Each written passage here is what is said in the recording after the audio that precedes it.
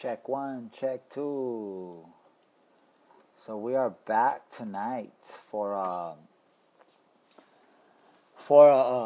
another great conversation, right? We're doing these events. Well, I mean, more of a conversation, you know, but it feels like an event, right? Because all of you are engaged. So again, thank you for all just continuing to just be involved. Hoping everybody is just being blessed and safe as we undergo this right now. But tonight, we're going to have a special guest, my boy, Joey Lucero. And for those that are hip to the Mayans, it's my boy Creeper, right?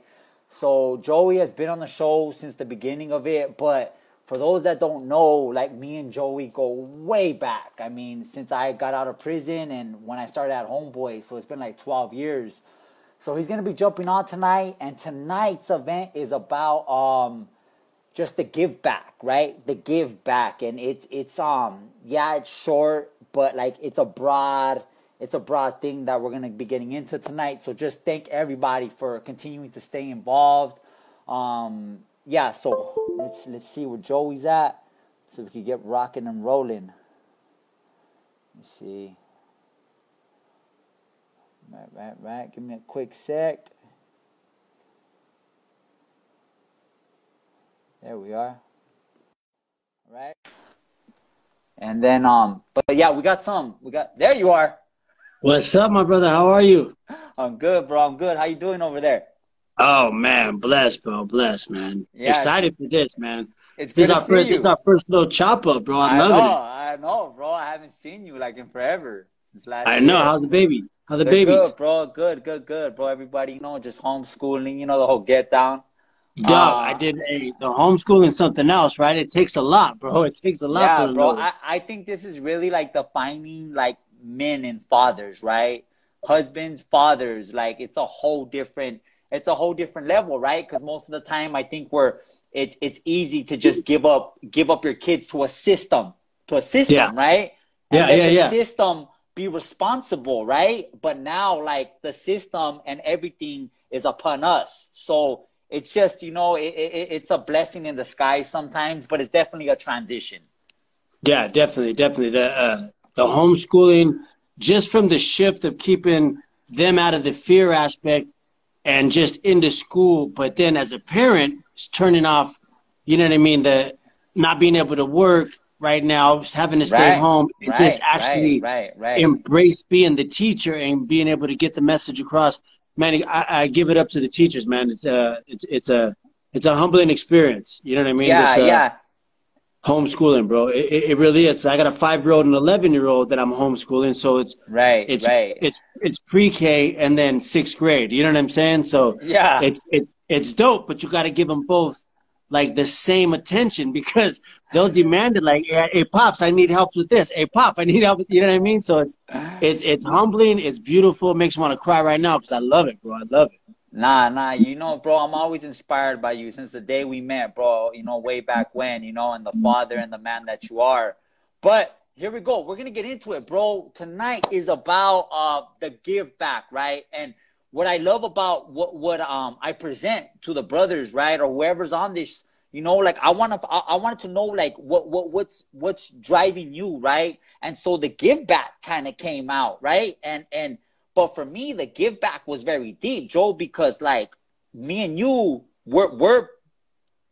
we got history, bro, before the Mayans, right? Before there was a Coco and a Creeper, me and you have our relationship like that. And it stems from Homeboy Industries 12 years ago, right? So give a brief intro of that, where you came from, just so we know, people know the spirit that we carry and how we're entering this conversation like that. Yeah, okay. I had came to Homeboy Industries in 2003. I paroled from prison, and I met Father Greg in the 90s. I was in Fred C. Nellis School for Boys, YA.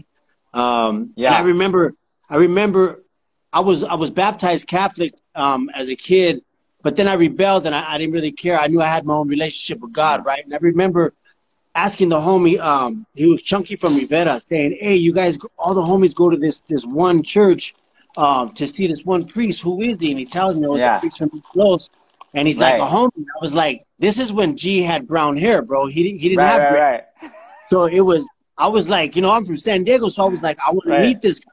I was Yeah. going to Protestant church because that's what stirred my soul, was the music. I just loved Right. music in church, but I would go to Catholic church as well to see the homies. You know what I'm saying? Be Right, like, right. So I met Father Greg. You went to the Presbyterian for the funk, and you went Yeah, to the for the Catholic funk, church bro. for the homie. Hey, I swear to God, dog, that I used to get my taste of God all the time. You know what I mean? That's all it was, bro. You had to see the homies in Hallelujah, Catholic. hallelujah, Yeah. bro.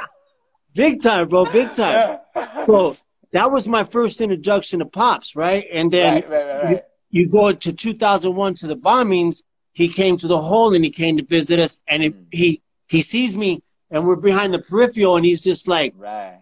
how you doing, son? And right away, I didn't know that he doesn't know our names, homie. But when he tells you, what's up, son? When he says, what's up, son, it makes you feel like, man, somebody remembers me. You know, somebody fucking actually loves me. Yeah. Right. And I was involved in a self-help group at that time.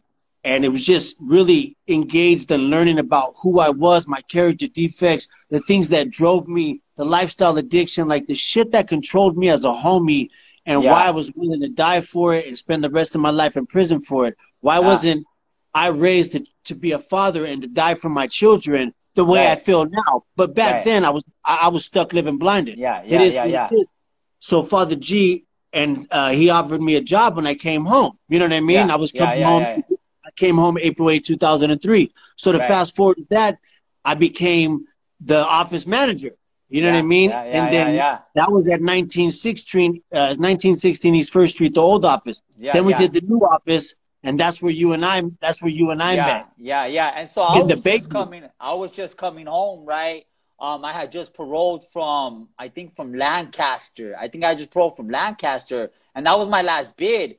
But like we clicked, bro. We clicked on a way that I think we didn't even know, because fast forward 12 years later, the reasoning is still happening, right? Yes. Yeah. So we clicked, bro, and just from the gate, bro, like, you truly inspired me in a way, bro, because I never met a homie like you, right? Like, I never met a homie. I didn't know homies out here, productive homies out here. I didn't know homies could be full of life and still live life. You get me? Out here, right? And so, like, that was the first thing. Like, you never stop from saying hi. You never stop from giving a hug. Like, it wasn't just me. That's that's your person, right? Thank you. Yeah, no, that's it, bro. So that really inspired me, bro. And you were the first one that was in the acting game, right? Because you had did what, Gridiron? Gridiron game. Gridiron. There you go. Yeah, Gridiron.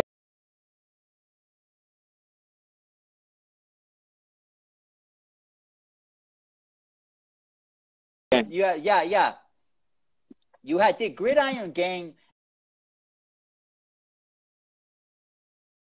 and so you already had your foot in the door, right? So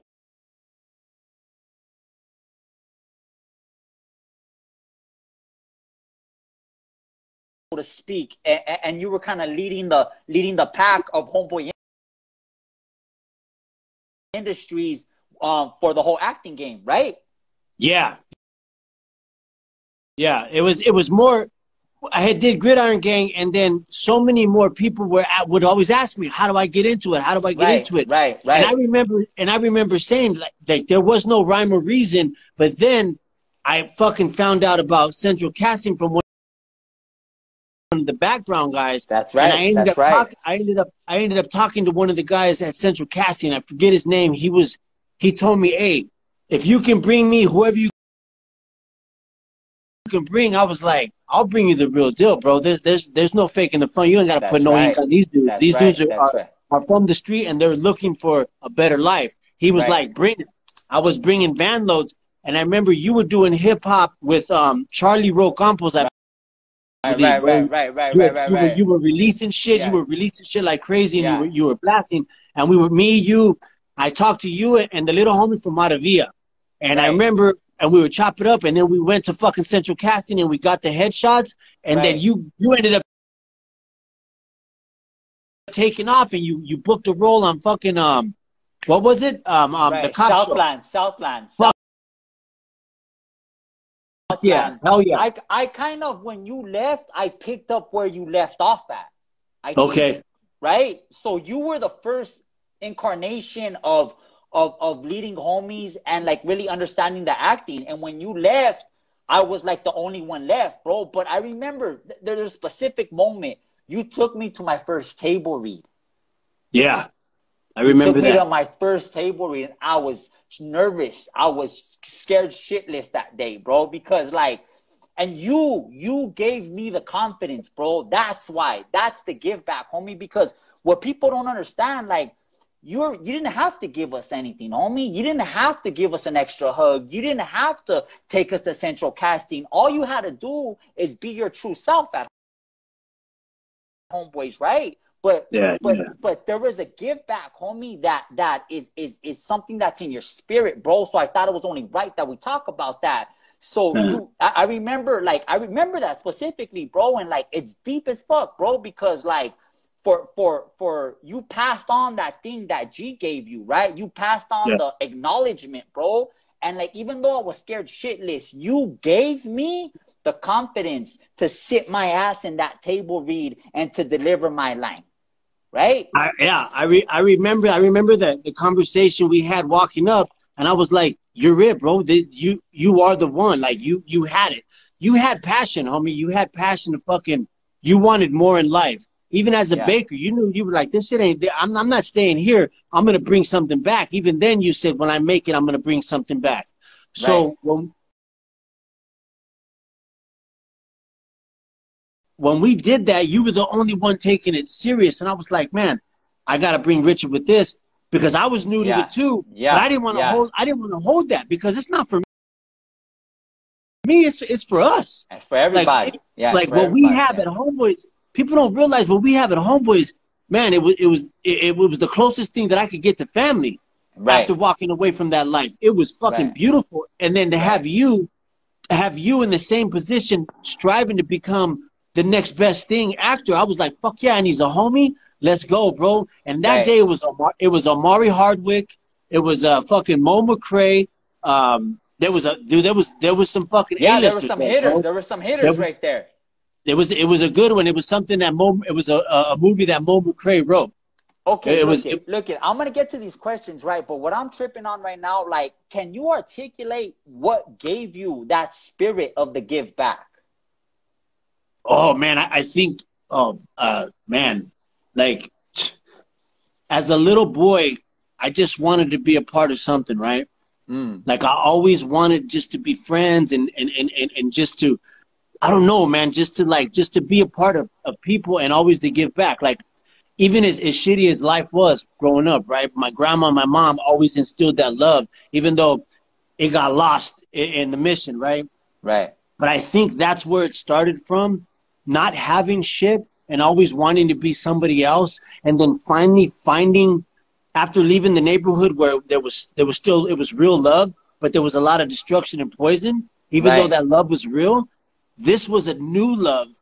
And it was like, you had the same passion and others. So I was like, fuck, let's go. I didn't want to go by myself anyways. And I wanted other people to have this. Dude, they didn't realize what it was like to work on Gridiron Gang. I was with Dwayne "The Rock" Johnson for fucking 3.5 months, who was one of the most humblest guys in the world, bro. And now look at him. He kicks out 50 movies a fucking year, bro. You know what I mean? Right. And it was like that. It was the inspiration that I was getting that I wanted the homies to have. And you were to be honest, you were the only one that was not just wanted it, but you had like the energy to like, that was authentic and true, if that makes sense.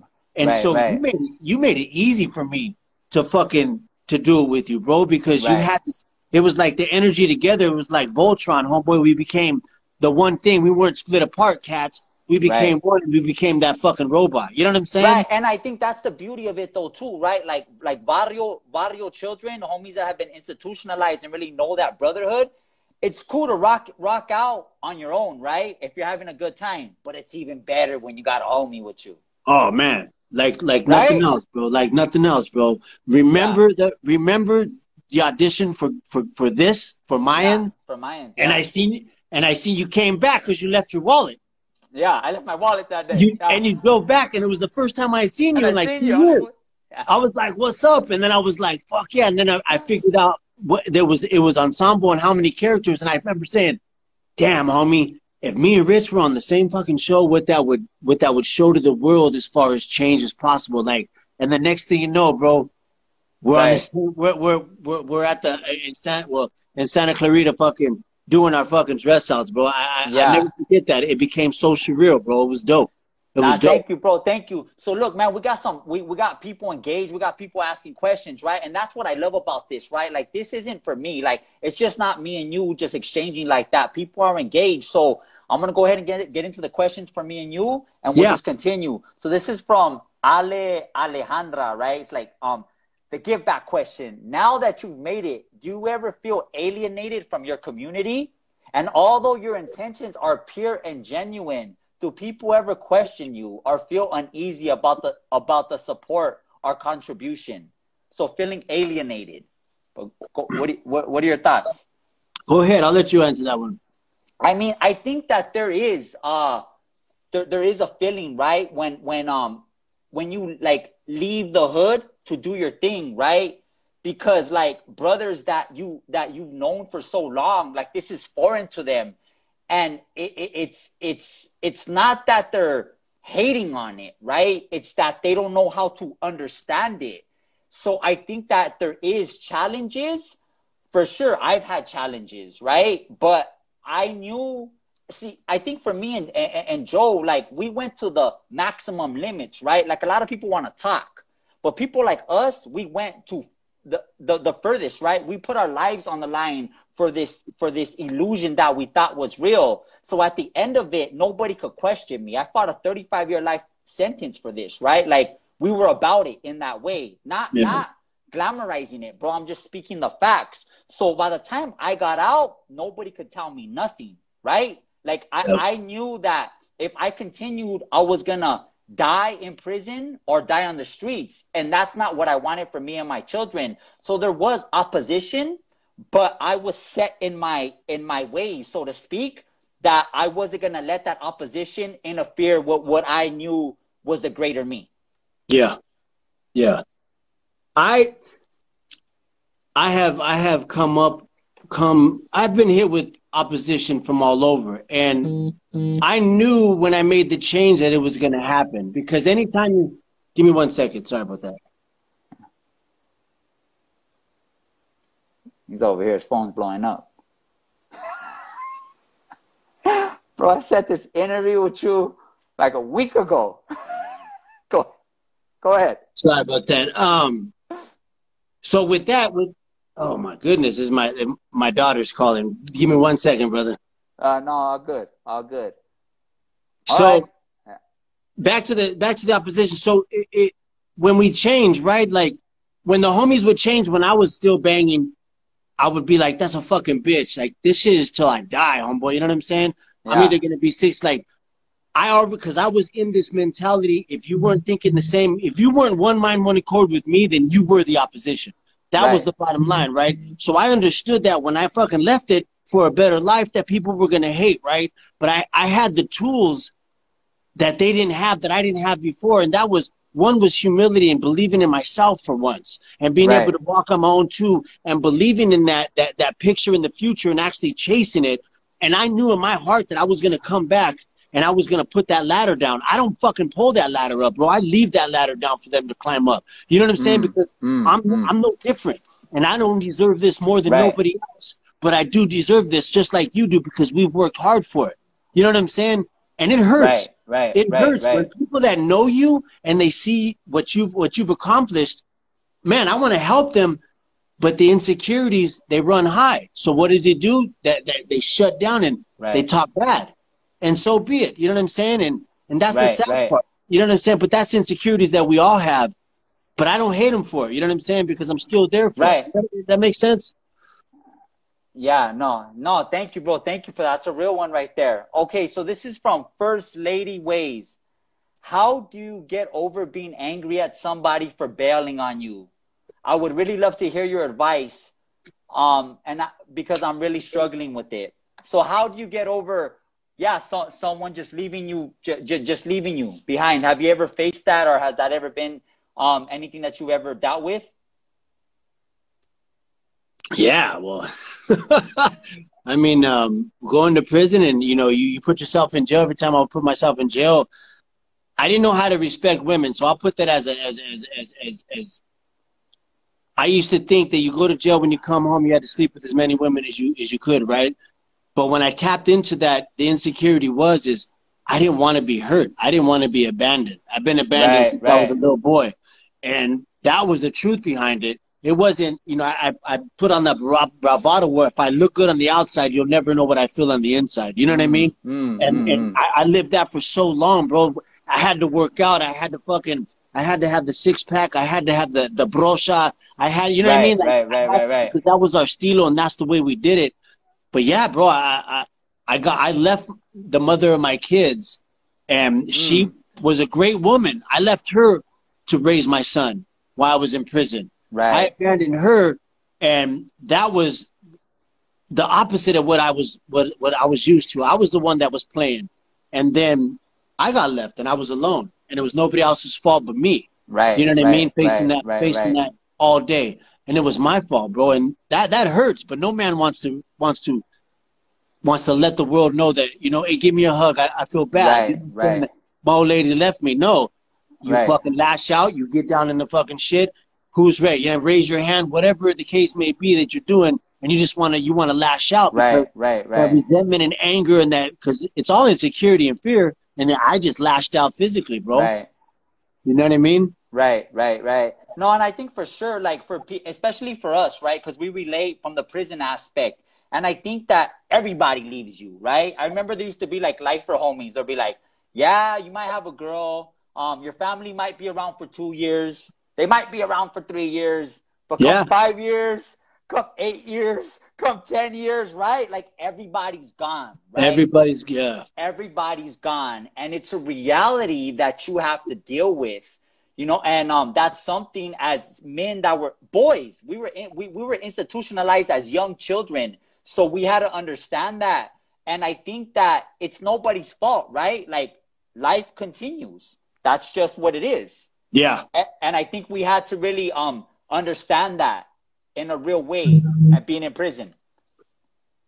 Right? Yeah, no, big time. And it's abandonment is abandonment, though. You could be 80 years old, bro. You see people that have been together, and then their other half dies off, and they don't want to live no more. They want to die, right? Right. We're human beings, bro. We're kin. That's why they call it next to kin. Like we're all kin. Like we want to be a part of something. The most important thing that as a kid, like I said, I wanted to be a part of something, bro. Whatever that was, man. I just wanted to be a part of, because you want to feel special. You want to feel like you matter, bro. Right? Yeah. You know what I mean? So anytime you're abandoned, that shit just like, it breaks your heart. You don't want to be abandoned. You know what I mean? Like, and that turns into resentment and anger. For me, it did. I personalized that. For me, I lashed out, bro. And I had a big heart, bro. Like I always say, like, I would fuck my homeboys up if they beat cats up and dogs. So I was an animal lover, bro. Like I would scrap with my homies if they wanted to fuck up the cats and dogs. I'd be like, hey, the cat didn't do shit to you, homie. You know what I'm saying?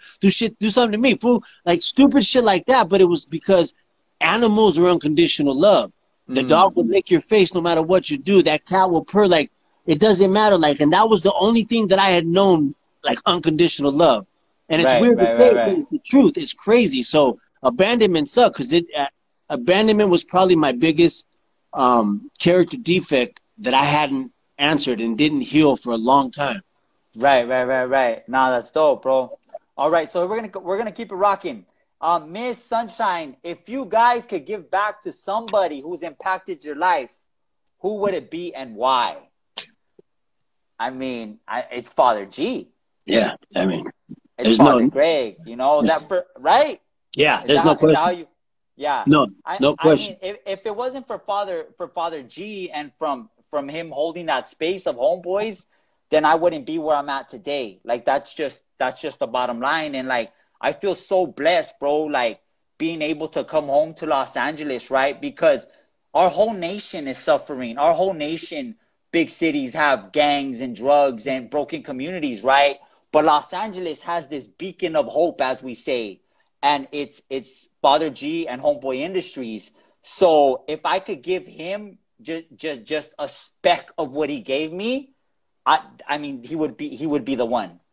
Yeah. No, and for me too, it was like, I wouldn't be here, bro. Like he offered me a job to run the office because I had been through a self-help group in prison. Right. Like, and he based, just because of the little changes psychologically and emotionally that I had changed, that he had witnessed in a week-long process that they were filming.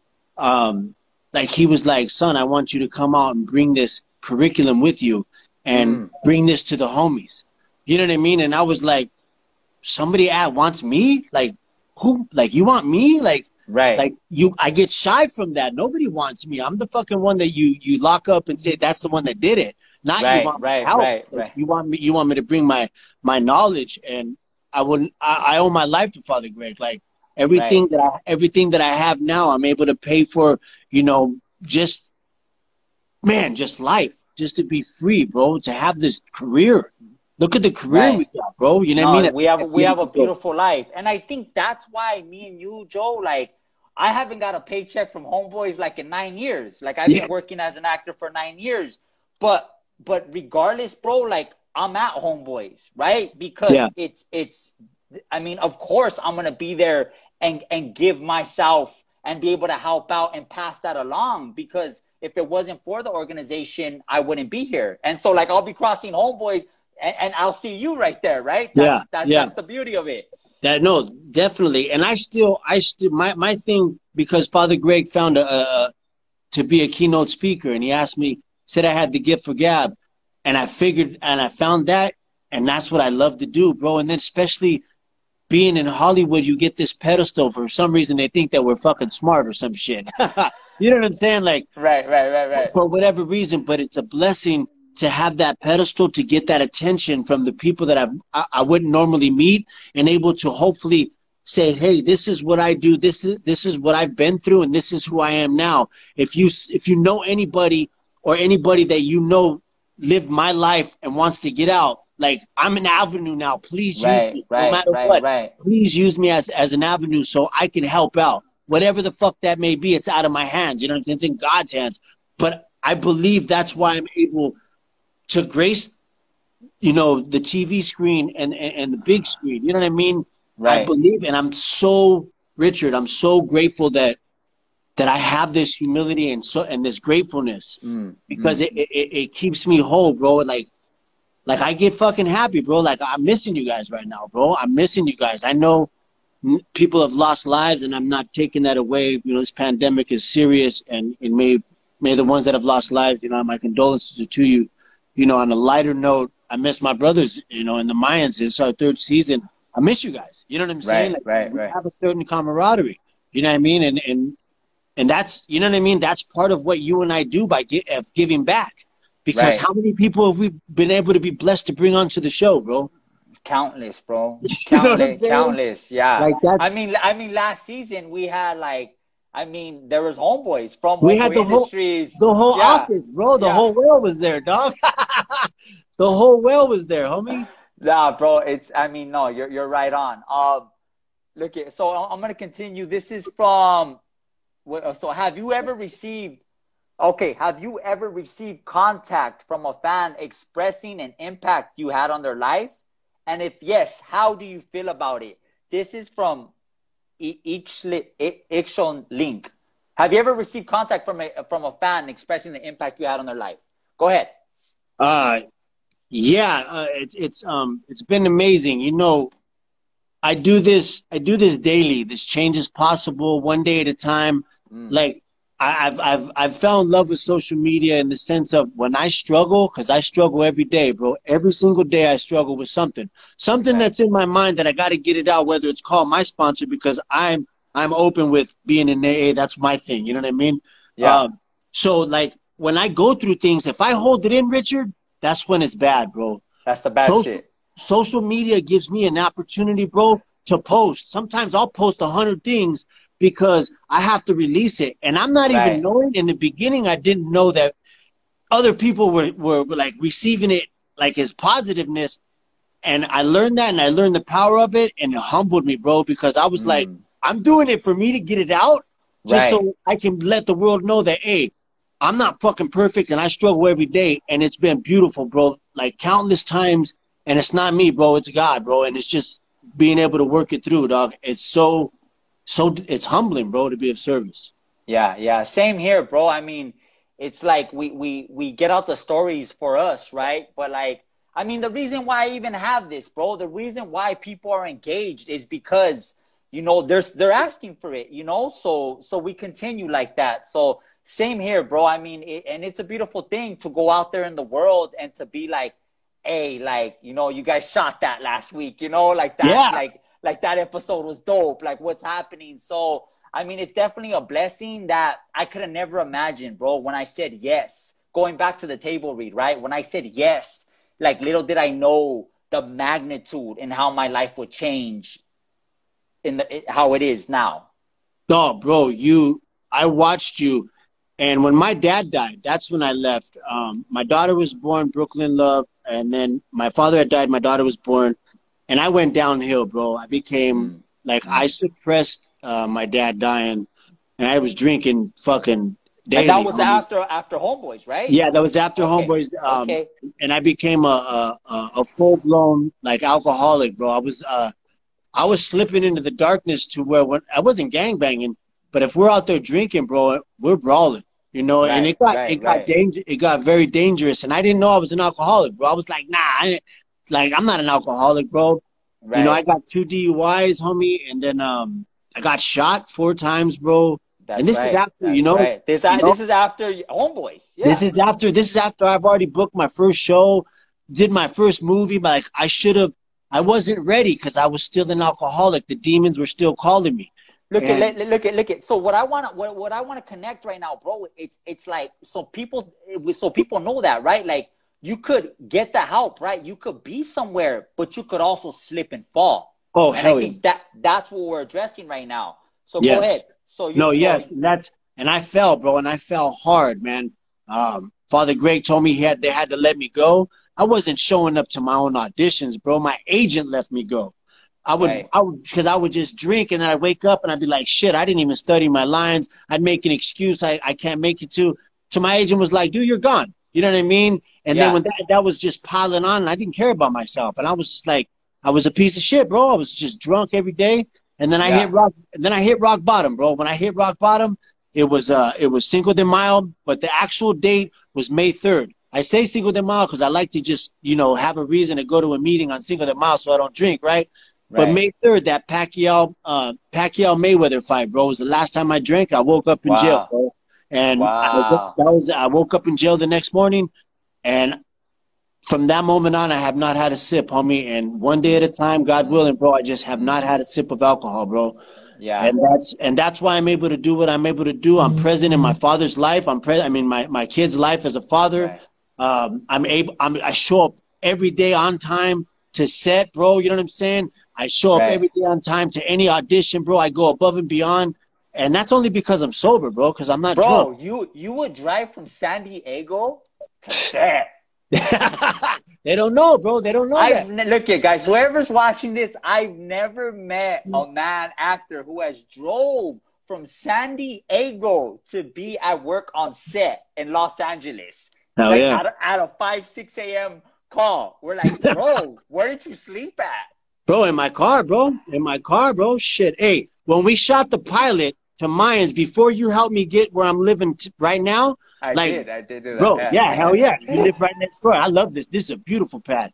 Hey, I would go to Planet Fitness and shower, and then I go to my car, I throw open the sunroof, homie, leave do my fake calls with my daughters and my That's son. it.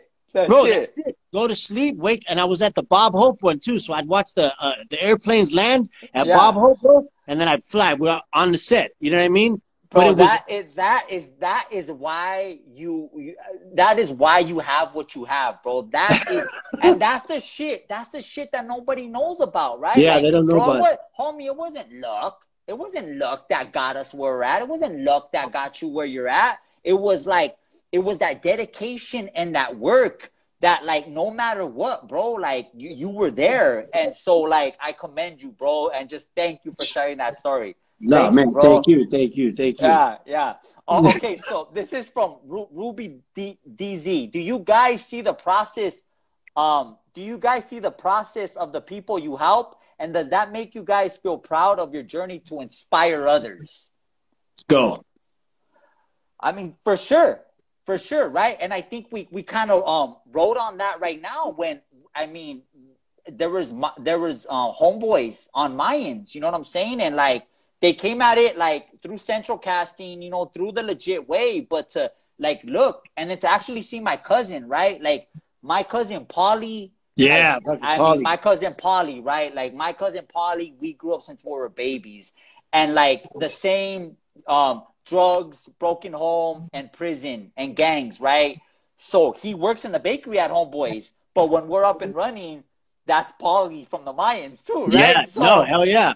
So, yeah, I mean, it's just a beautiful thing, right? Because a lot of times, like, people think that we're going to live and die like that, right? And we are a walking testimony that, no, like, that's not what it is. And not only am I going to help myself out, but I'm going to help the people behind me, and I'm going to bring them right there with me, right? And some of those people are going to be my closest ones, and actually some of those people are going to be my family. So when you're able to bring inspiration and love to your family, and they get paid, and they make more money than they would at their other job. Yeah, it's a win-win. And it's even more of a win is because they're gonna pay it forward the same way you and I do, bro. That's it. That's right. And like, even though like they might not want to be an actor, right? But when their kids see them on the big screen, they're like, "That's my dad," right? Oh, that's my mom, right? And solidify worth. Right. So yeah, for sure. What about you? No, that you hit it right there, bro. That's just like that. You said Paulie right there. I can see Paulie, bro. You know what I'm saying? Even in the he's eating all the crafty. My cousin's big, right? Paulie's big. He just be eating all the crafty though. We get the best and the most food on set, right? While we did, I don't know what's gonna look like after we get back to work, right? Yeah, but Paulie just be like tearing it up. Yeah. To see him and then to see Marcos too, bro. Like Marcos, bro, man, when he walked in, he just paroled from the fucking Bay, bro, after 12 years. And he was about it, homie. He was strapped. He had dope on him, homie, and he was telling. And he was like, "Why you want to talk to me?" He was like, "Who are you?" I was like, "Yeah, Joey Ray, bro." Just chopping it up with him, bro. And I just tapped into him, homie, because nobody else was talking to him at the office, homie. Because he's crazy. Because he's crazy. Bro, he is. He's sick with it, right? And I seen that, and I recognized it, and I was like, I gotta talk to him, bro. I gotta let him know that you belong here, bro. That you're worthy. You're in the right fucking place. And it gives me goosebumps because it makes me fucking want. That's the dude that makes me want to cry when I see him. Because every time that motherfucker, bro. He always tells me that I fucking did something good for him, and it gets me like mad because like it touches my soul. But I'm like, dude, you did it. You did it. You did it. You took the advice. Yeah. And you did that shit. And look at you now. You're a father.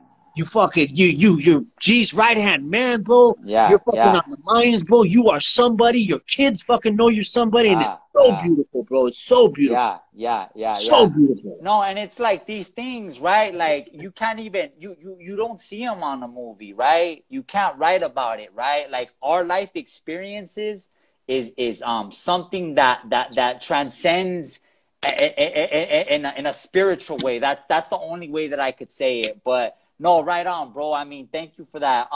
Okay, so this is really like, I think it's more tailored to you. So this is from Selectively Mute. Has your sobriety changed your life? So me, like, I'm gonna kick it off real fast. Like AA, NA wasn't my thing, right? Like when I got out of prison, like I was just kind of like, I kind of knew, right? Like it just is what it is. But like a lot of my bros are about NA, AA, and a lot of Homeboy Industries. we support that 1,000%. There is AA, NA meetings happening every single day that Homeboys is open. But has sobriety changed your life? Yes. Yeah. How has sobriety changed your life? There you go. I'm alive, and I'm not in prison, and I have my family. Like, I have a relationship with my mom. Like you said, I show up to work even from San Diego. Like, I'm responsible, and I'm dependable.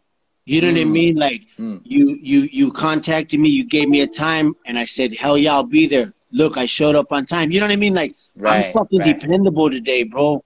And like, I show up every day when the mother of my kids needs me. You know what I mean? Whether we're getting along or not, whether she loves me or hates me, and whether we're fighting or not, I love her every fucking day of life. You know what I mean? Because she's giving me 3 beautiful kids, and we'll either figure it out or we won't. But I'm sober, not drinking, and that's why that's allowed to happen. You know what I mean?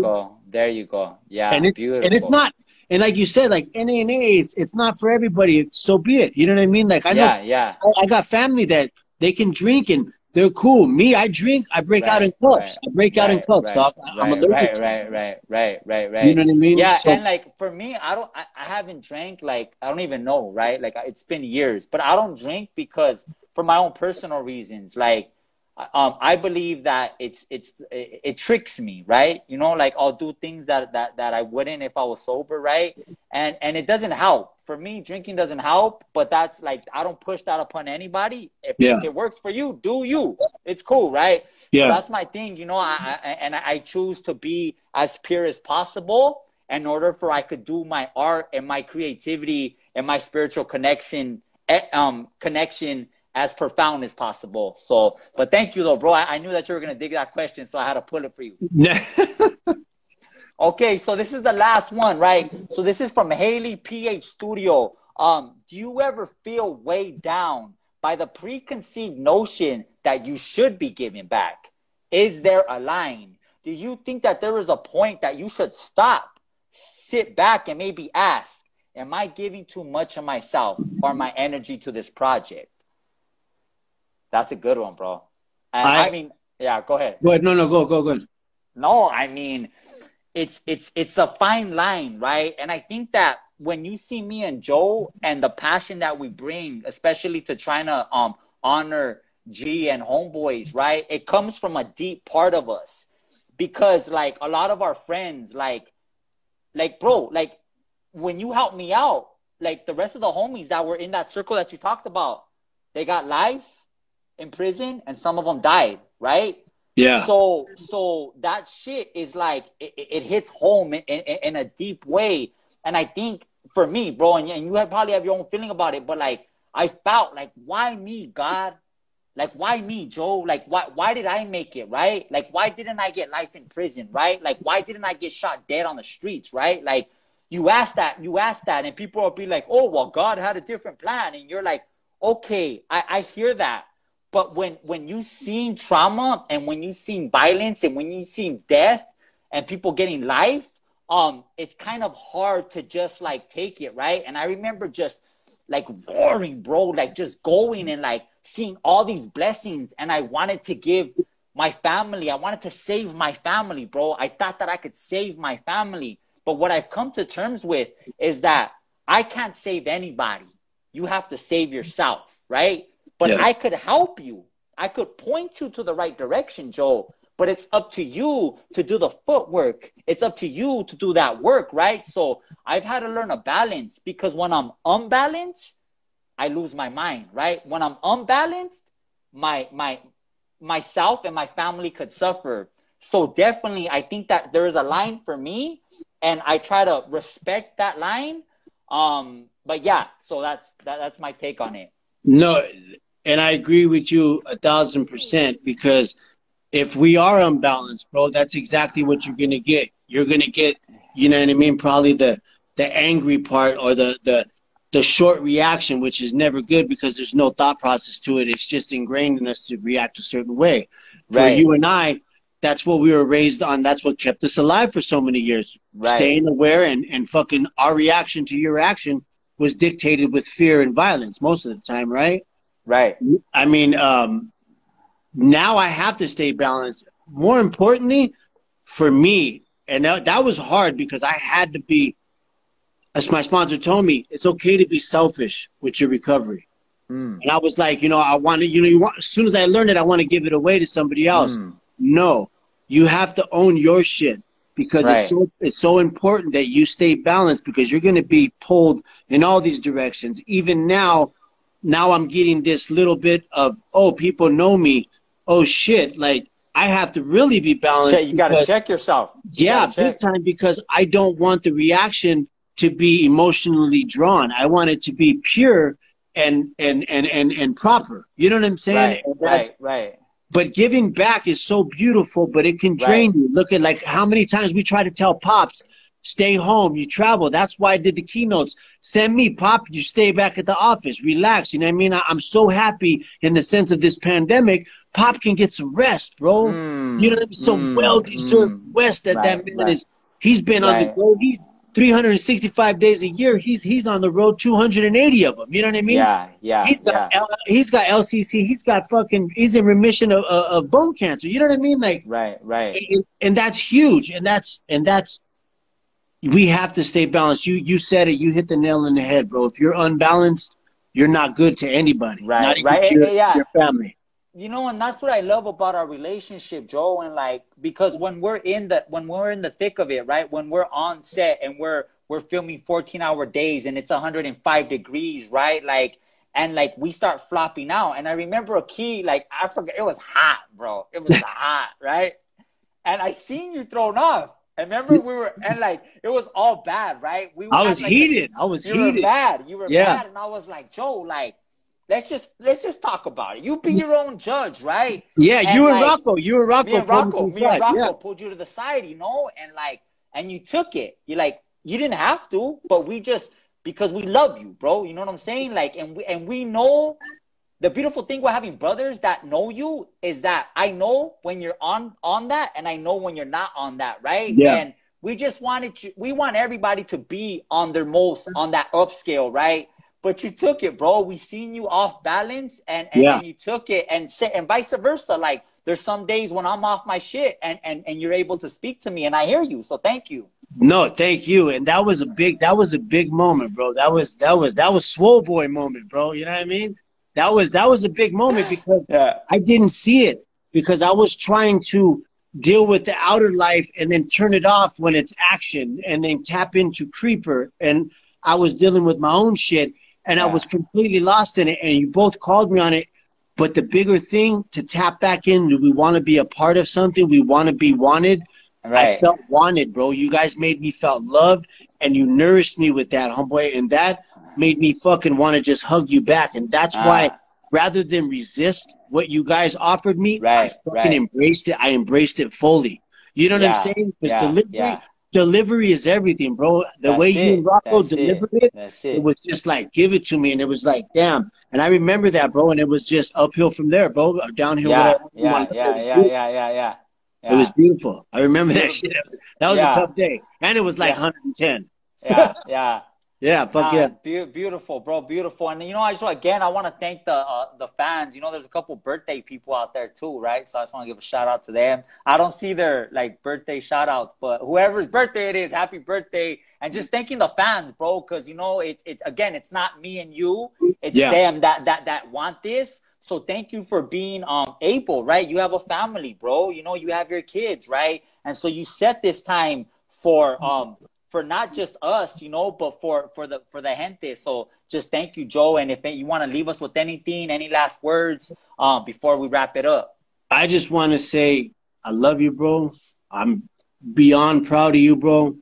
Even when I was drunk on the mission, I was watching you in End of Watch. I was watching your moves, bro, and I was just so happy that at a dark time for me, you motivated me not to give up, even when I was still dark, because I would watch you still climbing, and I would be like, fuck, I need to be there with Richard. What the fuck am I doing? I need to be there. These are things that I would say to myself, bro. Wow. And then I find, whatever it took, I finally got sober. But I thank you for not giving up, because you kept fucking climbing that, bro. And I never said anything. I never told anybody, but that reinstilled me that I could do it because Richard's doing it.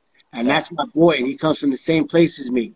Joey, get it. And then fast forward, look at us now, bro. Thank you for taking time out of your family and at your house and letting me on your platform. I appreciate it. Yeah, beautiful. I love you, bro. Love you. Love you too, brother. Thank you. I love you, brother. All right. Stay blessed, brother. You too, brother. Peace.